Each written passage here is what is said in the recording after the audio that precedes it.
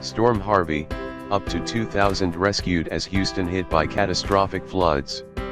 Up to 2,000 people have been rescued from floods in and around Houston, as Tropical Storm Harvey continues to batter Texas with heavy rains. There are reports of possible deaths in submerged vehicles, but investigations continue, Chief Darrell Coleman of the Harris County Sheriff's Office said. Texas Governor Greg Abbott told the media he could not confirm storm-related deaths. The National Weather Service, NWS, says conditions are unprecedented. It said there was a flash flood emergency across the Houston metro area, with travel near impossible. Many shelters have been opened, including in a convention center. Governor Abbott said about 250 roads and motorways had been closed in Texas and that he had made a federal disaster declaration for 19 counties that was granted by President Donald Trump. We are dealing with a triangle of ongoing rain, including Houston, Victoria, and Corpus Christi cities, Mr. Abbott said. We will continue receiving incredibly heavy rain.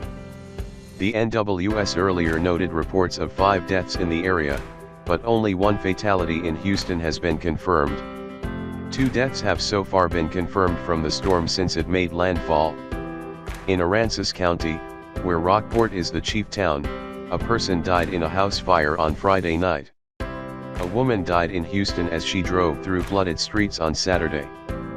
Houston Mayor Sylvester Turner has urged residents not to call emergency services unless their situation is life-threatening and they need to be rescued. Don't get on the road.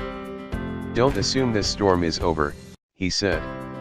Officials in Harris County, of which Houston is the county seat, have asked people who own boats to help with rescues. Houston Bush Airport has announced that all commercial flight operations have been stopped until further notice. Houston's other airport, Harvey, is also shut, with runways completely flooded.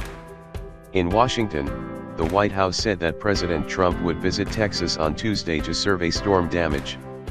Mr. Trump had earlier said that he would go as soon as it was possible to do so without causing disruption. At 1400 hours local time, 1900 hours o'clock GMT, on Sunday, the NWS said Houston had an August rainfall total of 25.50 in, 64.8 centimeters, making it the wettest month on record. Roads have turned into rivers. By James Cook, BBC News, Houston. Inside Houston, a disaster is unfolding. The motorways are deserted except for fire engines, police cars, and other emergency vehicles. Moving around the city is extremely difficult and dangerous. And yet some people are still driving, adding to the pressure on city authorities. Everywhere you look, cars are being abandoned as people scramble to find high ground. Roads have turned to rivers along which evacuees are being taken to safety in boats and in army-style, open-back lorries. They are huddled together under blankets and towels, glad to be alive.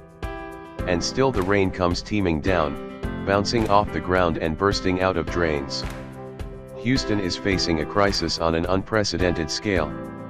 Flooding in the Houston area is expected to worsen and could become historic, with potentially significant flooding also expected in other saturated areas of southeast Texas, the forecaster says.